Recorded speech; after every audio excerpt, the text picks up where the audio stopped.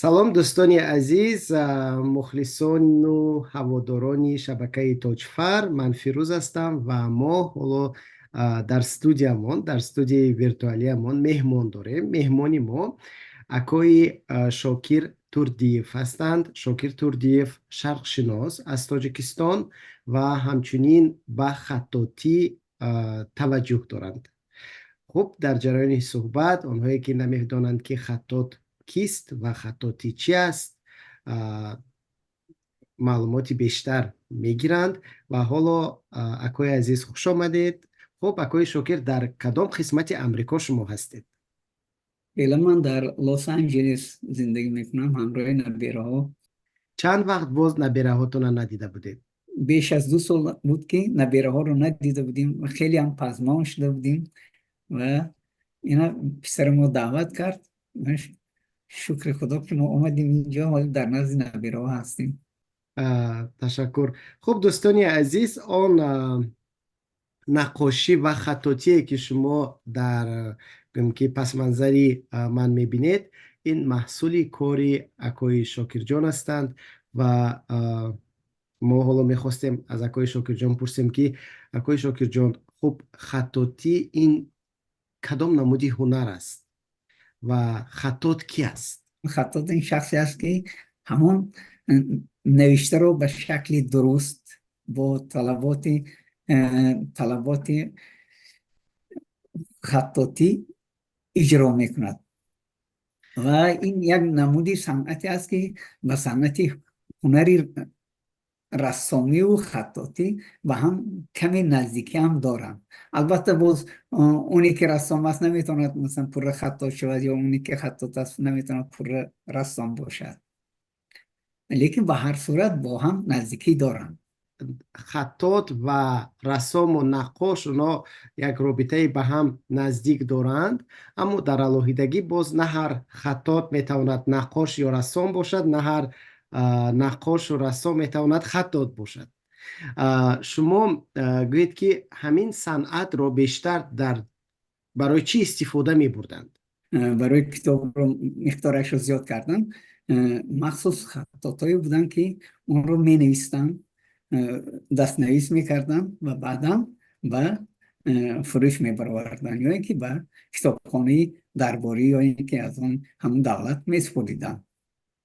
و البته در وقتی مثلا نوشتن کتاب روی نویس کردن اون خطی زیبا لازم بود تا اینکه خواننده اون رو خواند و به یگان اشتباهی روی ندهد.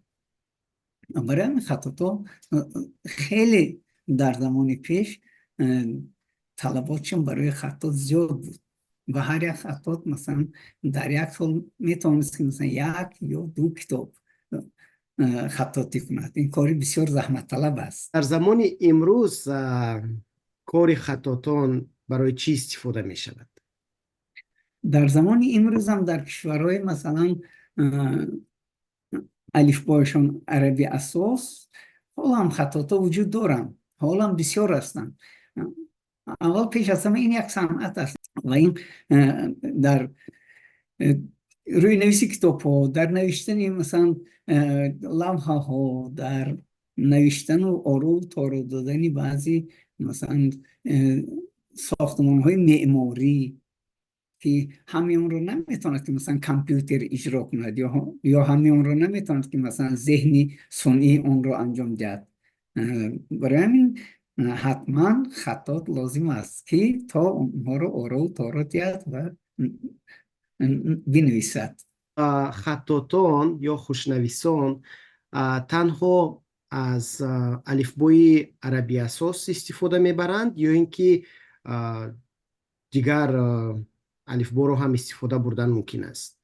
یا البته من دریا داریم همون صنفی اولی مکتبیمون در حسن خط نوشتم. همون حسن خط همون خطاطی است که وای فرق ندارد که مثلا الفبای کریلی باشد، لاتینی باشد یا مثلا الفبای مثلا ایروگلیفای کشورهای شرقی باشد و مانند چین و کره و ویتنام و ژاپن. در اونجا هم مثلا خطاطی می آموزن. هر کدامش با وابسته به همون الفبای همون کشورش خطاطی میکند.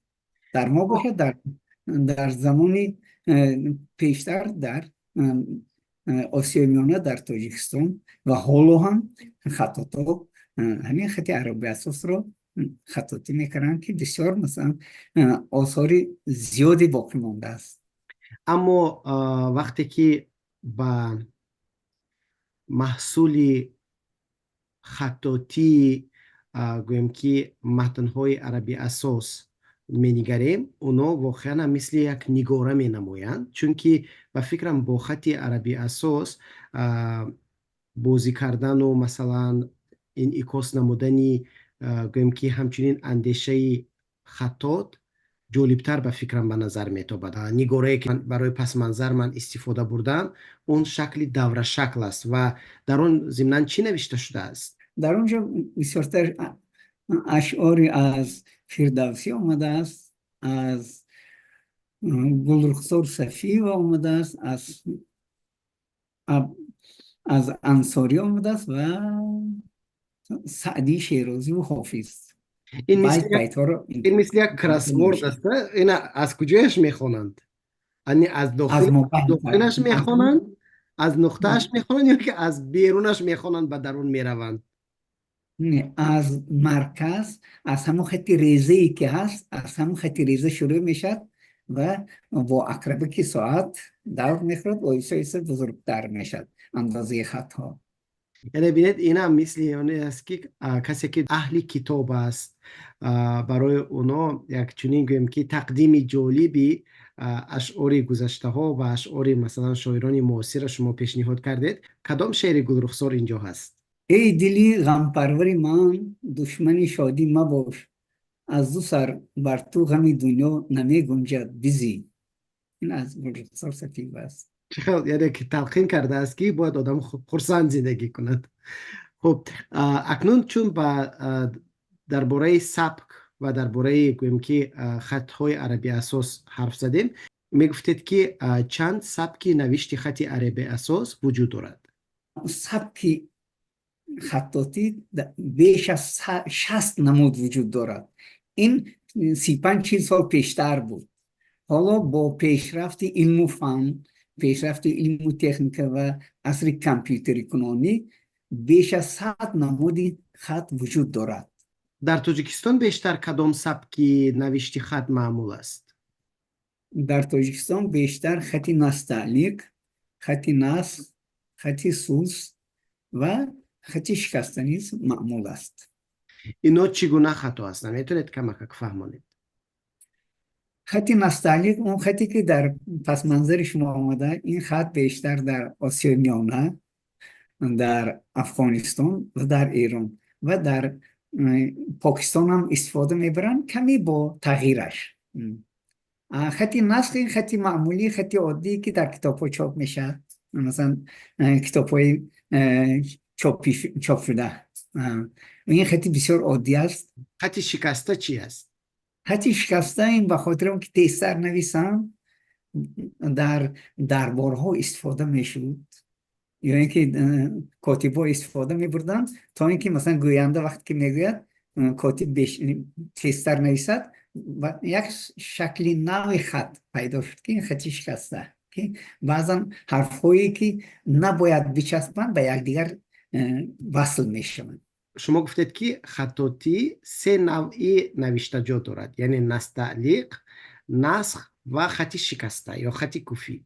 خب همین خط شکسته رو در زمان امروز ما استفاده بردن ممکن است و در کجا؟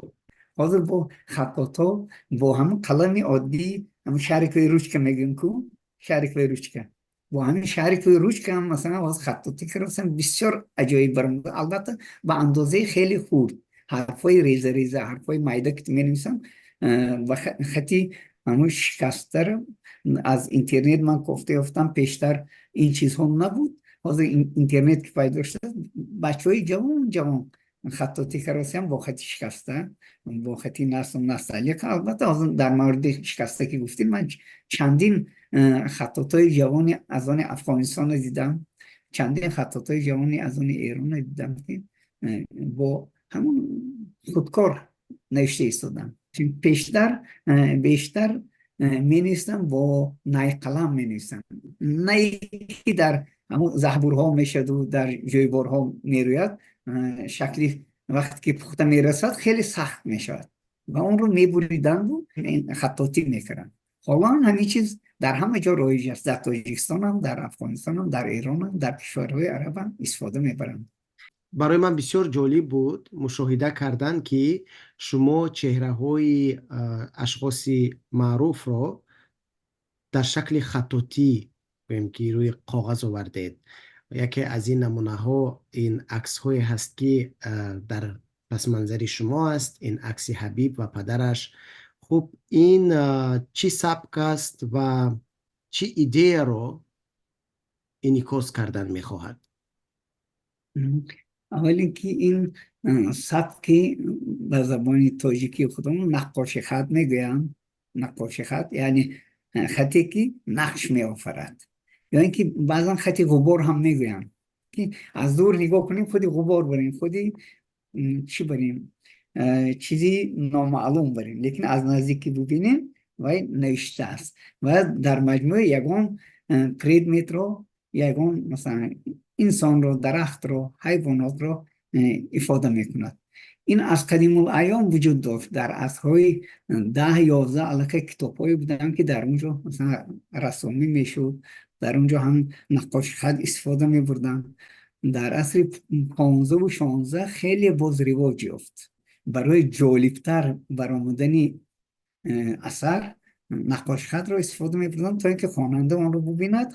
هم رسم است، هم در داخلی رسم مثلا یگان مضمونی هست، شعری هست، یا اینکه اثری هست، یا اینکه حدیثی هست، یا اینکه سوره آمده است، یا اینکه آیتی آمده است در اونجا. حالا اگر به رسم های حبیب و پدرش نگاه کنیم،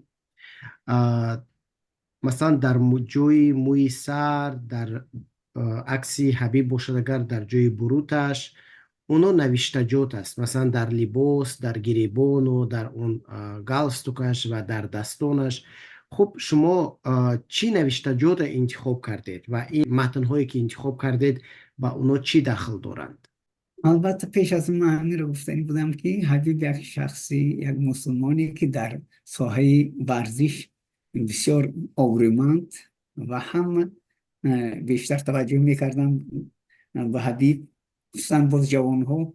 و این خاطر من حبیب رو انتخاب کردم و اون نوشتجاتی که من اینجا انتخاب کردم، این نوشتجات بیشتر نوشتجات پند و اخلاقی نصیحتی است که در موردی این از حدیث های امام بخاری گرفته شده است، در مورد احترام نمودن پدر و مادر، در مورد عزت و احترام نمودن پیران سالان، قدر مادر رو دانستن، در پیران سالی با آنها کمک رساندن، دستیاری رساندن و گفته های پدر و مادر را اجرا کردن، کودکان را غمخواری نمودن، دوستی و رفاقت بین انسان ها، بین همسایه ها، سخاوت کردن، جوان مردی و این موضوع هایی بود که در از حدیث های امام بخاری گرفتم، در تصویر استفاده بردم. چرا حبیب و پدرش مثلا سپیتامین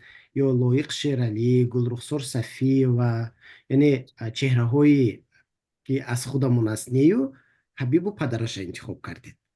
میشد اونها رو هم کردم. من قبلا مثلا عمر خیام و فردوسی رو هم نقاشی خط با نقاشی خط ایجاد کردم، لیکن حبیب چون در بین جوان ها خیلی ابروی اعتبارش زیادتر است و جوان ها بسیارتر توجه ظاهر میکنن، و این خاطر من حبیب رو انتخاب کردم تا اینکه حداقل مثلا از بین 100 نفر 1 نفر 2 نفر به خاطر حبیب میتواند که مثلا کوشش کند که مثلا همین چی نوشته باشد، گفتن خطا آموزد. از یک نگاه جالب است که شما یک صنعت بسیار قدیمه و نادر رو توسط شخصیت های معروف زمان امروز خواستید که به جوانان پیشنهاد کنید. همون شخص اگر خط رو آموخت، بعد از خوندن میفهمد که مثلا موضوع اساسی این چی است که مثلا موضوع پند و نصیحت و اخلاق است، اخلاق حمیده است، آبروی اعتبار خود رو نگاه داشتن و مثلا آبروی اعتبار دولت را نگاه داشتن و وطن دوستی و وطن داری چیست، معنا اینها رو، همه اینها رو در حدیث هایی که انتخاب کردن در اینجا آوردن. خب مثلا اگر به عکس حبیب نگریم، اون از کجایش سر می شود متن؟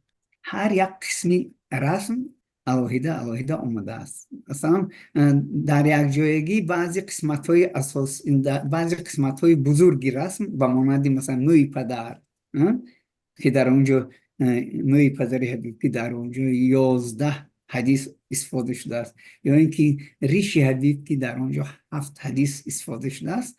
از آن حبیب مثلا از طرفی راستی ریشش شروع می شد تو به گوش چپ می آید، تو به گوش چپ می آید. از آن پدر حبیب از مرکز سر شروع می شد.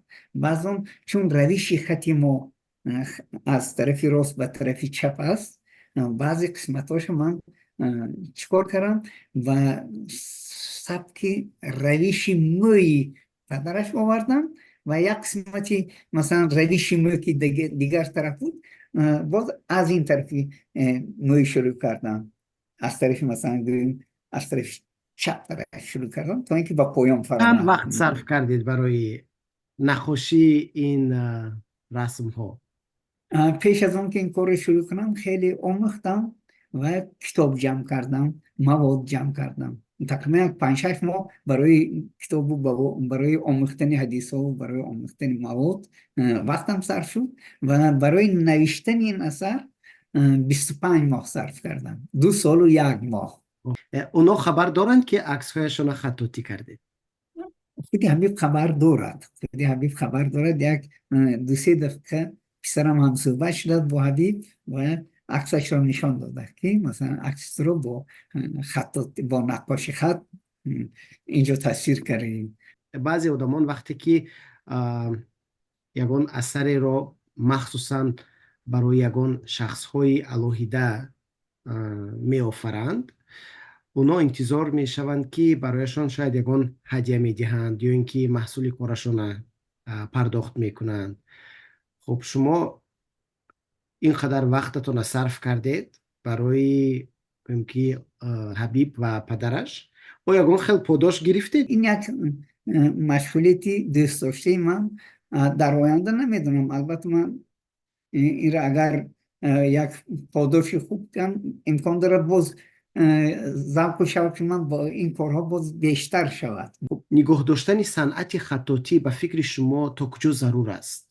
اگر مثلا یک نفر بگه که خطاطی برای چی لازم، یک نفر دیگه بگه که مثلا اطلس بافی برای چی لازم، یک نفر دیگه که چکندوزی برای چی لازم، پس ملت از بین میره، پس هنری ما از بین میره، پس عنعنات ملی ما از بین میره. برای آن که ما هویت خود رو، هویت تاجیکی خودمون رو نگه داریم، باید این چیزها رو، این هنرها باید محفوظ نگاه داریم و برعکس رونق دهیم که تا جهانیان فهمند که تاجیکستان چقدر هنر و چقدر هنرمند داره. همچنین من دیدم که شما در رسم فردوسی هم خطاطی کردید. خب در رسم فردوسی کدام بخش های شاهنامه شما نگاشتید؟ بیشتر بهترین شاخ بیت های فردوسی رو گرفتم و اگر در یادتان باشد در کتاب های ادبیات تاجیک در زیر رسم فردوسی شاخ بیت بناهای آباد گردد خراب زیباران و استابیش آفتاب، این رو آوردم در ابرویش، در ابروی فردوسی. در پیلکی بالایش آوردم نمیرم از این پس که من زنده ام، و در پیلک بالا فقط یک مصرع جایگیر شد. در پیلک پایان باشد بس رنج بردم در این سال 30 عجب زنده کردم بدین پارسی. بعدا باز در ابروهایش باز دیگر چیزم آوردم، در دیگر ابرویش به گفتار شعرم کنون گوش دار، خرد یار دار و بدیل هوشیار، به بیشه در آمد به کردار شعر، کمان رو به زه کرد مردی دلیر. این از بیژن و منیژه بود. اینو هم دیگر قسمتاش با باز مثلا به خاطر اون که ریش فردوسی رو یا بروت فردوسی رو تصویر کنم، کلمه های علاهده، یعنی همون قهرمان های شاهنامه رو آوردم. ریش چون تارتار است، کلمه سهراب موافقت کرد، سهراب رو با سینی تمدید شده آوردم، الف و بی هم که دراز کش میخورد مثل تاری ریش بود، همینجا آوردم. در کنجی بینی باشد رستم رو آوردم که همین خیلی جایگیر شده است که مثلا بسیار عجایب، از دور نگاه میکنین اون نوشته بری نه، از نزدیک میبینید این نوشته کلمه ها هست. این واقعا هم خیلی زحمتی سنگین است و بسیار کاری نازک است. کاری که شما میکنید به یاد من کاری زرگرها و همچنین بله کاری زرگران را آورد و همچنین گلدوزها را که با سوزن نقش های می آفرند که با زحمت زیاد حاصل می دهد، اما نتیجهش خیلی دلربا است. من آرزو میکنم که ایجادیات شما پیش برود و خود شما سلامت و صحتمند باشید و قلمی شما همیشه سبز باشد و هر یک نقشه و لایحه هایی که در دل دارید امکان پیدا کنید که اونها راه اندازی کنید. در پایان صحبت میخواستم بگویم که شما با استاد من خیلی مانند هستید و بحرالدین کمال‌الدین یاد اونا بخیر باشد. در این صحبت تبسم و چهره شما مرا به یاد استادم برد. تشکر، برای شما موفقیت، سربلندی و کامیابی های زیاد آرزو میکنم.